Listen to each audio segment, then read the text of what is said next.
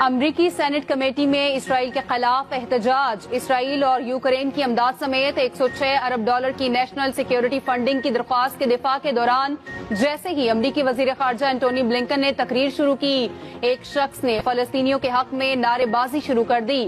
Police نے احتجاج کرنے والے شخص کو گرفتار کر کے باہر نکالا اور وزیر خارجہ نے تقریر ایک بار پھر شروع کی، مگر چند ہی لمحوں بعد ایک خاتون نے فلسطینیوں کے قتل عام کے خلاف آواز بلند کر دی۔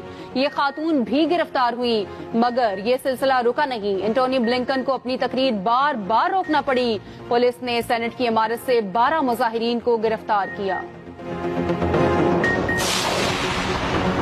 فلسطین میں انسانیت کا قتل عام جاری، غزہ ننھے بچوں کا قبرستان بن گیا۔ عالمی طاقتیں جنگ بندی کرانے میں بری طرح ناکام۔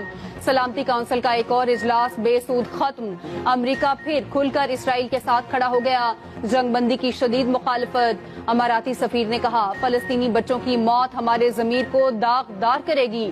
سعودی وزیر دفاع کی امریکی قومی سلامتی کے مشیر سے ملاقات۔ فلسطینیوں کی حمایت اور انسانی امداد کی اجازت پر زور۔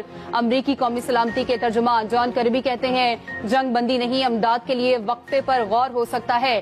روسی صدر نے کہا، فلسطینیوں کے قتل عام کے پیچھے امریکی ہاتھ ہے۔ غزہ میں جنگ بندی کا مطالبہ کرنے پر برطانیہ کا تعصب سے بھرا اقدام۔ برطانیہ